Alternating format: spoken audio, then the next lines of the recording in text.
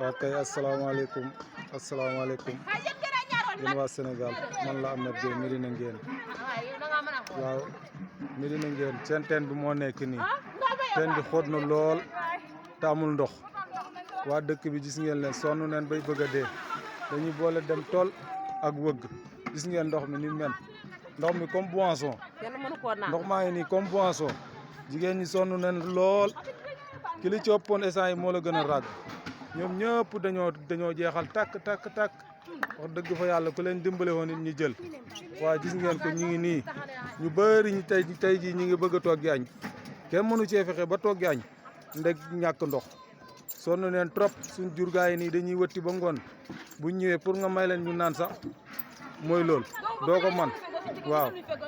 waaw jigéen ñi fi ñu toll nii fajar gi kenn mënut la ñuy gis 4 heures wicc neen seen jëkkër yi ci lal yi dem waaw